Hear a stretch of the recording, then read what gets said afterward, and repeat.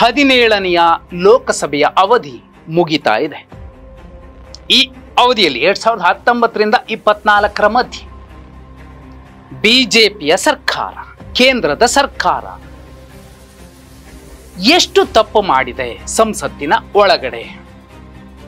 ಸುಮಾರು 10 ಅಸಂವಿಧಾನಿಕ ನಡೆಗಳ ಮೂಲಕ ಪ್ರಧಾನಿ ಮೋದಿಯವರು ಮತ್ತು ಅವರ ಸರ್ಕಾರ, ಅವರ ಪಕ್ಷ ಸಂವಿಧಾನವನ್ನ ಎಷ್ಟರ ಮಟ್ಟಿಗೆ ದುರ್ಬಳಕೆ ಮಾಡಿಕೊಂಡಿದೆ ಅನ್ನೋದಕ್ಕೆ ಸಾಕ್ಷ್ಯಗಳು ಕಣ್ಣ ಮುಂದೆ ಇವೆ.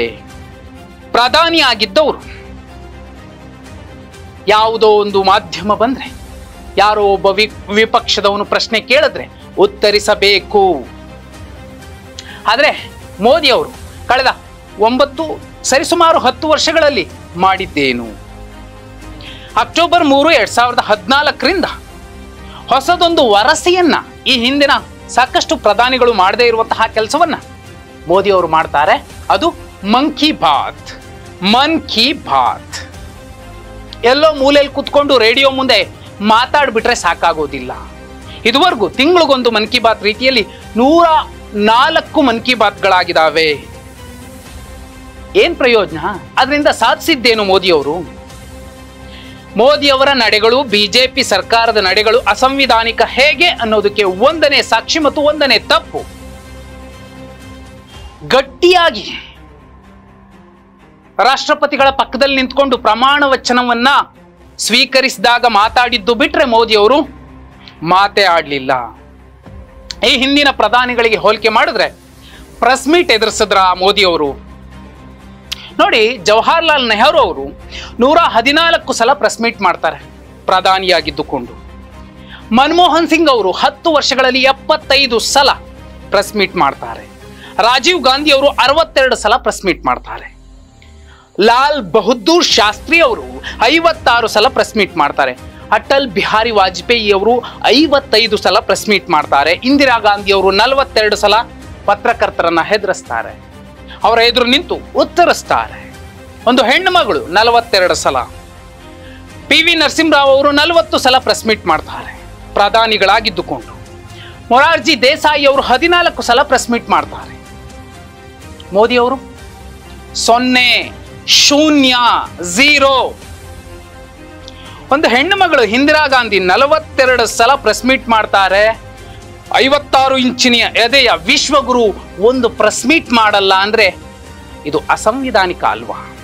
ಬಿಜೆಪಿ ಸರ್ಕಾರದ, ಕೇಂದ್ರದ ಬಿಜೆಪಿ ಸರ್ಕಾರದ 2ನೇ ಅಸಂವಿಧಾನಿಕ ನಡೆ, ತಪ್ಪು ಏನ್ ಗೊತ್ತಾ? ಸಂವಿಧಾನದ 93ನೇ ವಿಧಿಯ ಉಲ್ಲಂಘನೆ ಆಗಿದೆ. ಬಿಜೆಪಿ ಸರ್ಕಾರ ಅದನ್ನ ಮಾಡಿದೆ ಕೇಂದ್ರದಲ್ಲಿ. ಸಂವಿಧಾನದ ಅಂದ್ರೆ ಬಾಬಾ ಸಾಹೇಬ್ ಭೀಮ್ರಾವ್ ಅಂಬೇಡ್ಕರ್ ಅವರು ಕೊಟ್ಟಿರುವಂತಹ ಸಂವಿಧಾನದ 93ನೇ ವಿಧಿ ಸ್ಪಷ್ಟವಾಗಿ ಹೇಳುತ್ತೆ ಸ್ಪೀಕರ್ ಮತ್ತು ಡೆಪ್ಯೂಟಿ ಸ್ಪೀಕರ್ ಅನ್ನ ನೇಮಕ ಮಾಡಬೇಕು ಅಂತ. 2014-19ರ ಮಧ್ಯೆ ಸುಮಿತ್ರಾ ಮಹಾಜನ್ ಅವರು ಸ್ಪೀಕರ್ ಆಗಿದ್ದಾಗ AIADMKಯ ಸದಸ್ಯ ಎಂ ತಂಬಿದೊರೈ ಡೆಪ್ಯೂಟಿ ಸ್ಪೀಕರ್ ಆಗಿದ್ದು ಬಿಟ್ರೆ 2019ರಿಂದ ಇಲ್ಲಿಯ ತನಕ ಒಬ್ಬ ಡೆಪ್ಯೂಟಿ ಸ್ಪೀಕರ್ ಅನ್ನ ನೇಮಕ ಮಾಡೋಕ್ಕಾಗಿಲ್ಲ ಬಿಜೆಪಿಯ, ಕೇಂದ್ರದ ಬಿಜೆಪಿ ಸರ್ಕಾರಕ್ಕೆ. ಅಂದ್ರೆ ನಾಚಿಕೆಗೇಡು ಮತ್ತು ಇದು ಅಸಂವಿಧಾನಿಕ. ಇಂಥದ್ದೊಂದು ಕೆಟ್ಟ ಸಂಪ್ರದಾಯವನ್ನ ಈ ಹಿಂದಿನ ಯಾವ ಸರ್ಕಾರಗಳು ಮಾಡಿಲ್ಲ. ಮಾಡಿದ್ದು ಮೋದಿಯವರ ಸರ್ಕಾರ, ಬಿಜೆಪಿಯ ಸರ್ಕಾರ, ಕೇಂದ್ರದ ಬಿಜೆಪಿಯ ಸರ್ಕಾರ. ಇದು ಸಂವಿಧಾನದ ಉಲ್ಲಂಘನೆ ಅಲ್ವಾ? 3ನೇ ಸಂವಿಧಾನದ ಉಲ್ಲಂಘನೆ ಬಿಜೆಪಿಯ ಕೇಂದ್ರ ಸರ್ಕಾರ ಮಾಡಿದ್ದು ಅಧಿವೇಶನ ಅಂತ ನಡೆಸುವಂತಹ ದಿನಗಳ ಸಂಖ್ಯೆ ಅತಿ ಕಡಿಮೆ. ಈ ಹಿಂದಿನ ಯಾವ ಪ್ರಧಾನಮಂತ್ರಿಯವರ ಸರ್ಕಾರಗಳು ಕೂಡ ಇಷ್ಟು ಕಡಿಮೆ ಅವಧಿಯಲ್ಲಿ ಸಂಸತ್ನಲ್ಲಿ ಅಧಿವೇಶನಗಳನ್ನು ನಡೆಸಿಲ್ಲ. ಕೇವಲ 272 ದಿನಗಳು ಮಾತ್ರ 2019-24ರ ಮಧ್ಯದ ಅವಧಿಯ ಮೋದಿಯವರ ಸರ್ಕಾರ ಅಧಿವೇಶನಗಳನ್ನು ನಡೆಸಿದೆ. 1952ರಿಂದ 57ರ ಮಧ್ಯೆ ಜವಾಹರ್ಲಾಲ್ ನೆಹರು ಅವರು 677 ದಿನಗಳ ಕಾಲ ಅಧಿವೇಶನ ನಡೆಸಿದ್ರು. ಅಷ್ಟು ಸಂಗತಿಗಳನ್ನು ಚರ್ಚೆ ಮಾಡಿದ್ರು ದೇಶ ಉದ್ಧಾರ ಆಗಬೇಕು ಅಂತ. ಹಾಗಿದ್ರೆ ಈಗಾಗಲೇ ವಿಶ್ವಗುರು ಆಗೋಗ್ಬಿಟ್ಟಿದೆ, ನಿರುದ್ಯೋಗ ಸಮಸ್ಯೆ ಇಲ್ಲ, ಅರ್ಥವ್ಯವಸ್ಥೆ ಸೂಪರ್ ಆಗಿದೆ, ಅಮೆರಿಕವನ್ನ ಹಿಂದಕ್ಕೆ ಬಿಟ್ಟಿದ್ದೀವಿ ನಾವು ಅನ್ನೋ ಸ್ಥಿತಿಯಲ್ಲಿ ಭಾರತ ಇದೆಯಾ? ಕೆಟ್ಟ ಆರ್ಥಿಕ ನಿರ್ಧಾರಗಳಿಂದ ಆತ್ಮನಿರ್ಭರ ಭಾರತ ಅನ್ನುವಂಥದ್ದು ಆತ್ಮಬರ್ಬರ ಭಾರತ ಆಗಿದೆ. ಆದರೂ ಕೂಡ ಕೇವಲ 272 ದಿನಗಳ ಕಾಲ ಸಂಸತ್ತಿನ ಅಧಿವೇಶನವನ್ನ ಮೋದಿಯವರ ಸರ್ಕಾರ ನಡೆಸಿದೆ. ಇದು ಕೂಡ ಅಸಂವಿಧಾನಿಕ. ಅತಿ ಕಡಿಮೆ ದಿನದಲ್ಲಿ ಅತಿ ಹೆಚ್ಚು ವಿವಾದಾತ್ಮಕ ಮಸೂದೆಗಳನ್ನ ಪಾಸ್ ಮಾಡಿಕೊಂಡುವಂತಹ ಒಂದು ಕುಖ್ಯಾತಿ ಅಷ್ಟೇ ಕೇಂದ್ರದ ಬಿಜೆಪಿ ಸರ್ಕಾರಕ್ಕೆ ಇದೆ. 4ನೇ ಅಸಂವಿಧಾನಿಕ ನಡೆ ಮೋದಿಯವರ ಸರ್ಕಾರದ್ದು. ಸಂಸದೀಯ ಸ್ಥಾಯಿ ಸಮಿತಿಗಳ ಲೋಪಗಳು. ಸಂಸತ್ತಿನ ವ್ಯವಹಾರದ ಕಾರ್ಯವಿಧಾನಗಳು ಮತ್ತು ನಡವಳಿಕೆಗಳ ನಿಯಮಗಳ ಪ್ರಕಾರ ಸಂಸದೀಯ ಸ್ಥಾಯಿ ಸಮಿತಿಯನ್ನ ರಚಿಸಬೇಕಾಗತ್ತೆ. ಸಂಸತ್ತಿನ ಉಭಯ ಸದನಗಳ ಸದಸ್ಯರನ್ನ ಒಳಗೊಂಡ ಸಮಿತಿಗಳು ಸಂಸದೀಯ ಸಮಿತಿ ಆಗಿ ರಚನೆ ಆಗ್ತವೆ. ಇದರಲ್ಲಿ 2 ವಿಧ ಇದೆ. ಒಂದು ತಾತ್ಕಾಲಿಕ ಸಂಸದೀಯ ಸ್ಥಾಯಿ ಸಮಿತಿ, ಮತ್ತೊಂದು ನಿರ್ದಿಷ್ಟ ವಿಷಯಗಳಿಗೆ ಸಂಬಂಧಿಸಿದಂತೆ ಪರಿಶೀಲನೆ ನಡೆಸುವಂತಹ ಒಂದು ಸಮಿತಿ. ಯಾವುದೋ ಒಂದು ಬಿಲ್ ಪಾಸ್ ಆಗಬೇಕು ಅಂದ್ರೆ ಮೊದಲು ಈ ಸ್ಥಾಯಿ ಸಮಿತಿಗೆ ಹೋಗ್ಬೇಕು. ಇದರಲ್ಲಿ ಹಲವು ಪಕ್ಷಗಳ ನಂಬರ್ ಏನಿದೆ ಅದರ ಆಧಾರದ ಮೇಲೆ ಸ್ಥಾಯಿ ಸಮಿತಿಯನ್ನ ರಚಿಸ್ತಾರೆ. ಅದರಲ್ಲಿ ಬರೀ ಬಿಜೆಪಿಗರೇ ಇರೋದಿಲ್ಲ, ಬೇರೆ ಬೇರೆ ಪಕ್ಷಗಳ ನಾಯಕರು ಸಂಸದರು ಕೂಡ ಇರ್ತಾರೆ. ಒಟ್ಟು ಒಂದು ಸಮಿತಿಯಲ್ಲಿ 31 ಜನ ಇರ್ತಾರೆ. ಇಂತಹ 24 ಸ್ಥಾಯಿ ಸಮಿತಿಗಳನ್ನ ರಚಿಸಬೇಕು. ಆದರೆ ಮೋದಿಯವರ ಈ ಸರ್ಕಾರ ಎಷ್ಟರ ಮಟ್ಟಿಗೆ ಇಂತಹ ಸ್ಥಾಯಿ ಸಮಿತಿಗಳನ್ನ ಬಳಸ್ಕೊಂಡಿದೆ, ದುರುಪಯೋಗ ಪಡಿಸ್ಕೊಂಡಿದೆ ಅಂದ್ರೆ, ಕೊಟ್ಟ 40 ದಿನಕ್ಕೆ ಆ ಸಮಿತಿ ಪರಿಶೀಲನೆ ಮಾಡಿ ಯಾರಾದ್ರೂ ಇದು ತಪ್ಪಿದೆ, ಇದು ಸರಿ ಇಲ್ಲ ಅಂತ ಒಂದು ಚಕಾರ ಎತ್ತಿದ್ರೆ ಅದನ್ನು ಕೂಡ ಪಾಯಿಂಟ್ ಮಾಡಿಕೊಂಡು ಆ ಮಸೂದೆ ಚರ್ಚೆ ಆಗ್ಬೇಕಾ ಬೇಡವಾ ಅನ್ನುವಂತಹ ಒಂದು ನಿರ್ಧಾರ ಆಗತ್ತೆ. ಆದ್ರೆ ಮೋದಿಯವರ ಸರ್ಕಾರ ಈ ಕೆಲಸವನ್ನೇ ಮಾಡಿಲ್ಲ. ಇದು ಅಸಂವಿಧಾನಿಕ. ಕಾಟಾಚಾರಕ್ಕೆ 5ನೇ ತಪ್ಪು. ಕಾಟಾಚಾರಕ್ಕೆ ಸಂಸದೀಯ ಸಮಿತಿ ಕೆಲಸ ಮಾಡಿದೆ. ನಿಮ್ಗೆ ಎಕ್ಸಾಂಪಲ್ ಕೊಡ್ತೀನಿ. 2009ರಿಂದ 2014 ಮಧ್ಯೆ ಇದೇ ಸಂಸದೀಯ ಸ್ಥಾಯಿ ಸಮಿತಿ ಆಗ ಇದ್ದಂಥದ್ದು ಮನಮೋಹನ್ ಸಿಂಗ್ ಅವರ ಕಾಲದಲ್ಲಿ ಕೇವಲ 16% ಬಿಲ್ ಅನ್ನಷ್ಟೇ ಪಾಸ್ ಆಗುವಂತೆ ನೋಡ್ಕೊಂಡಿತ್ತು. ಅವತ್ತು ಕೂಡ ಬಿಜೆಪಿಗರು ಸ್ಥಾಯಿ ಸಮಿತಿಯಲ್ಲಿದ್ರು. ಈಗ 2016-23 ಮಧ್ಯೆ ಸುಮಾರು 301 ಬಿಲ್ಗಳು ಪಾಸ್ ಆಗಿವೆ. ಒಂದು ಬಿಲ್ ಪಾಸ್ ಆಗಬೇಕು ಅಂದ್ರೆ ಆ ಬಿಲ್ ಅನ್ನ ಸುಮಾರು 40 ದಿನಗಳ ಕಾಲ ಒಂದು ಸ್ಥಾಯಿ ಸಮಿತಿ, ಸಂಸದೀಯ ಸ್ಥಾಯಿ ಸಮಿತಿ ಚರ್ಚೆ ಮಾಡಬೇಕು. ಆದ್ರೆ 20 ದಿನಕ್ಕೆ ಸಂಸದೀಯ ಸ್ಥಾಯಿ ಸಮಿತಿ ಚರ್ಚೆ ಮಾಡಿ ಬಿಲ್ ಪಾಸ್ ಮಾಡೋಕೆ ಬಿಟ್ಬಿಟ್ಟಿದೆ. ಅದರಲ್ಲೂ 3 ಕ್ರಿಮಿನಲ್ ಬಿಲ್ಗಳನ್ನ ಕಣ್ಣೆತ್ತಿಯೂ ಸಹ ಯಾವ ಸಂಸದೀಯ ಸ್ಥಾಯಿ ಸಮಿತಿಯೂ ಕೂಡ ನೋಡಿಕೊಳ್ಳದಂತೆ ಕೇಂದ್ರದ ಬಿಜೆಪಿ ಸರ್ಕಾರ ಮಾಡಿತ್ತು. ಅಮಿತ್ ಶಾ ಅವರು ಮಾಡಿದ್ರು.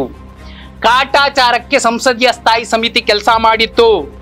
ಇದು ಇಂತಹ ವರ್ತನೆಯಿಂದಾಗಿ ಬಹುಸಂಖ್ಯಾತ ಮತ್ತು ಬಹುಸಂಸ್ಕೃತಿಗಳ ಭಾರತದ ಏಕತೆಗೆ ಧಕ್ಕೆ ತರುವಂತಹ ಕೆಲಸ ಆಗಿದೆ. ಇದು ಅಸಂವಿಧಾನಿಕ. ಮೋದಿಯವರ ಸರ್ಕಾರ, ಘನ ಸರ್ಕಾರ ಮಾಡಿರುವಂಥದ್ದು ಇದು. 6ನೇ ಅಸಂವಿಧಾನಿಕ ನಡೆ ಮತ್ತು ತಪ್ಪು. ಒಂದೇ ಒಂದು ಪ್ರಶ್ನೆಗೂ ಕೂಡ ಮೋದಿ ಅವರು ಉತ್ತರಿಸಿಲ್ಲ. ಅದು ಎಲ್ಲಿ? ಸಂಸತ್ನಲ್ಲಿ. ನೋಡಿ, ಇದೇ ವಿಶ್ವಗುರು, 56 ಇಂಚಿನ ಎದೆಯ ವಿಶ್ವಗುರು, ಧೀರ ವೀರ ರಣಧೀರ ಗಂಡುಗಲಿ ಮನಮೋಹನ್ ಸಿಂಗ್ ಅವರನ್ನ ಮೌನಿ ಬಾಬಾ ಅಂತ ಕರೀತಾರೆ. ಮನಮೋಹನ್ ಸಿಂಗ್ ಅವರು ತಮ್ಮ 10 ವರ್ಷಗಳ ಅವಧಿಯಲ್ಲಿ ಸಂಸತ್ನಲ್ಲಿ ಪ್ರತಿಪಕ್ಷಗಳು ಕೇಳಿದ 85 ಪ್ರಶ್ನೆಗಳಿಗೆ ಉತ್ತರಿಸಿದ್ದಾರೆ. ಆ ವ್ಯಕ್ತಿಯನ್ನ, ಮಹಾನ್ ಅರ್ಥಶಾಸ್ತ್ರಜ್ಞನನ್ನ ಮೌನಿ ಬಾಬಾ ಅಂದಂತಹ ವಿಶ್ವಗುರು ನರೇಂದ್ರ ಮೋದಿ ಅವರು ವಿಪಕ್ಷಗಳು ಕೇಳಿದ 7 ಪ್ರಶ್ನೆಗೂ ಕೂಡ ಉತ್ತರಿಸೋಕಾಗದೆ ವಿಲ ವಿಲ ವಿಲ ವಿಲ ವಿಲ ಒದ್ದಾಡಿದ್ರು. ಇವರು ವಿಶ್ವಗುರು. ಇದು ಅಸಂವಿಧಾನಿಕ ನಡೆ ಅಲ್ವಾ? ಪ್ರಧಾನಿಯೊಬ್ರು ಪ್ರತಿಪಕ್ಷಗಳ ಪ್ರಶ್ನೆಗಳಿಗೆ ಉತ್ತರಿಸಬೇಕಲ್ವಾ? ಬಿಜೆಪಿ, ಮೋದಿ ಮತ್ತು ಭಕ್ತರ ಪಕ್ಷ ಕೇಂದ್ರದಲ್ಲಿ ಮಾಡಿದಂತಹ 7ನೇ ತಪ್ಪು, ಅಸಂವಿಧಾನಿಕ ನಡೆ. ಪಾರ್ಲಿಮೆಂಟ್ನ ನಿಯಮಗಳ ಏನು ಒಂದು ಬುಕ್ ಇದೆ, ರೂಲ್ ಬುಕ್ ಇದೆ. ಆ ರೂಲ್ ಬುಕ್ನ 267ನೇ ನಿಯಮದ ಉಲ್ಲಂಘನೆಯನ್ನ ಮಾಡಿದೆ.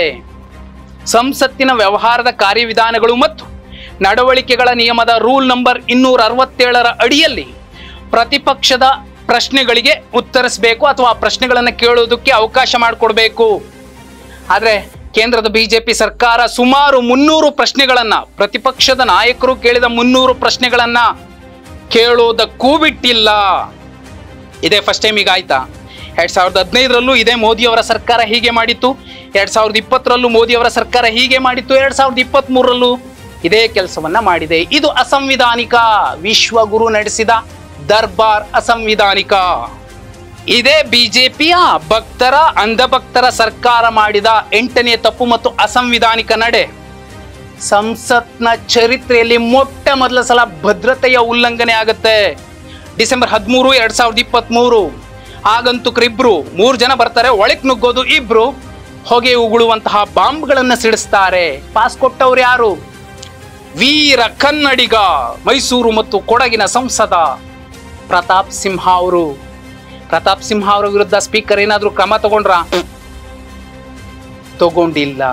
ಇದು ಅಸಂವಿಧಾನಿಕ ನಡೆ ಅಲ್ವಾ? ಸಂವಿಧಾನವನ್ನ ಬಾಬಾ ಸಾಹೇಬ್ರು ಏನು ಕೊಟ್ಟಿದ್ದು? ಪೂಜೆ ಮಾಡ್ಲಿಕ್ಕ, ಪಾಲಿಸ್ಲಿಕ್ಕೆ, ಅದರಂತೆ ದರ್ಬಾರ್ ನಡೆಸಲಿಕ್ಕೆ, ಅದರಂತೆ ಆಡಳಿತ ನಡೆಸಲಿಕ್ಕೆ.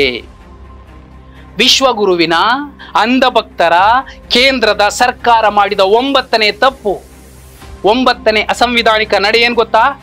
ಟ್ರೆಜರಿ ಮೆಂಬರ್ಗೆ ಸಂಸತ್ನಲ್ಲಿ, ಅಂದ್ರೆ ಯಾವ್ದು ಅಧಿಕಾರದಲ್ಲಿ ಇದೆ ಆ ಪಕ್ಷದ ಸದಸ್ಯನಿಗೆ ಕೋಮು ದೂಷಣೆಯ ಮಾತುಗಳನ್ನು ಆಡ್ಲಿಕ್ಕೆ ಅವಕಾಶ ಕೊಟ್ಟಿದ್ದು. ಯಾವತ್ತು? 22 ಸೆಪ್ಟೆಂಬರ್ 2022. ಬಿಜೆಪಿಯ ಸಂಸದ, ದಕ್ಷಿಣ ದೆಹಲಿಯ ಸಂಸದ ರಮೇಶ್ ಬಿಧೂರಿ ಅವರು ಬಿಎಸ್ಪಿಯ ಸಂಸದ ಡ್ಯಾನಿಶ್ ಆಲಿ ಅವರನ್ನ ತಲೆ ಹಿಡುಕ ಅಂತಾರೆ, ಭಯೋತ್ಪಾದಕ ಅಂತಾರೆ ಅಂತ ಎಲ್ಲ ಮಾತುಗಳನ್ನು ಆಡೋದಕ್ಕೆ ಅವಕಾಶ ಕೊಟ್ಟಿದ್ದು ವಿಶ್ವಗುರುವಿನ ಅಂಧಭಕ್ತರ ಬಿಜೆಪಿಯ ಕೇಂದ್ರದ ಸರ್ಕಾರ. ಇದು ಅಸಂವಿಧಾನಿಕ ಅಲ್ವಾ? ಮಣಿಪುರದ ದಳ್ಳುರಿಯ ವಿಚಾರ ಮಾತಾಡೋದಕ್ಕೆ ಬಿಡ್ಲಿಲ್ಲ ಬಿಜೆಪಿಯ ಕೇಂದ್ರದ ಬಿಜೆಪಿಯ ಸರ್ಕಾರ. ಬದಲಾಗಿ ಒಬ್ಬ ಮುಸಲ್ಮಾನ ಸಮುದಾಯದ ಸಂಸದನನ್ನ ತಲೆ ಹಿಡ್ಕ ಅನ್ನೋದಕ್ಕೆ ಮತ್ತು ಆತನನ್ನ ಭಯೋತ್ಪಾದಕ ಅನ್ನೋದಕ್ಕೆ ಅವಕಾಶ ಮಾಡಿಕೊಡುತ್ತೆ. ಇದು ಯಾವ ಸೀಮೆಯ ಸಂವಿಧಾನಿಕ ನಡೆ? ಇದು ತಪ್ಪು, ಇದು ಅಸಂವಿಧಾನಿಕ. ಇನ್ನು ವಿಶ್ವಗುರುವಿನ ಅಂಧಭಕ್ತರ ಬಿಜೆಪಿಯ ಕೇಂದ್ರದ ಬಿಜೆಪಿ ಸರ್ಕಾರ ಮಾಡಿದ 10ನೇ ತಪ್ಪು ಮತ್ತು ಅಸಂವಿಧಾನಿಕ ನಡೆ ಏನ್ ಗೊತ್ತಾ? 146 ಸಂಸದರನ್ನ ಸಸ್ಪೆಂಡ್ ಮಾಡಿದ್ದು. ಯಾವ ಕಾರಣಕ್ಕೆ? ಮಣಿಪುರದ ದಳ್ಳುರಿಯ ವಿಚಾರದ ಬಗ್ಗೆ ಮಾತಾಡ್ಲಿಕ್ಕೆ, ರೈತರ ಸಮಸ್ಯೆಗಳ ಬಗ್ಗೆ ಮಾತಾಡ್ಲಿಕ್ಕೆ ಪ್ರಶ್ನೆ ಎತ್ತಿದಾಗ ಅದಕ್ಕೆ ಅವಕಾಶ ಕೊಡದೆ, ಚರ್ಚೆಗೆ ಆಹ್ವಾನ ಕೊಡದೆ, ಶಿಸ್ತಿನ ಉಲ್ಲಂಘನೆ ಆಗಿದೆ ಅನ್ನೋ ಹೆಸರಿನಲ್ಲಿ 146 ಸಂಸದರನ್ನ, ವಿಪಕ್ಷಗಳ ಸಂಸದರನ್ನ ಸಸ್ಪೆಂಡ್ ಮಾಡಿದ್ದು ವಿಶ್ವಗುರುವಿನ ಸರ್ಕಾರ, ಅಂಧಭಕ್ತರ ಕೇಂದ್ರದ ಬಿಜೆಪಿಯ ಸರ್ಕಾರ, ಬಿಜೆಪಿ ಪಕ್ಷ. 10 ವರ್ಷಗಳಲ್ಲಿ ಅದು ಸಂಸತ್ನಲ್ಲಿ ಬಾಬಾ ಸಾಹೇಬರ ಪುಸ್ತಕವನ್ನ, ಪವಿತ್ರ ಗ್ರಂಥ ಸಂವಿಧಾನವನ್ನ ಇಟ್ಕೊಂಡು ಆಳ್ವಿಕೆ ಮಾಡೋಕ್ ಬರಲಿಲ್ಲ ಅಂದ್ರೆ, ಅಲ್ಲೂ ಕೂಡ ಇಷ್ಟೆಲ್ಲ ತಪ್ಪುಗಳನ್ನ ಮಾಡಿದ್ದಾರೆ ಅಂದ್ರೆ ಯಾರು ಸಮರ್ಥರು ಆಳ್ವಿಕೆ ಮಾಡ್ಲಿಕ್ಕೆ? ಯಾರು ಅಸಮರ್ಥರು?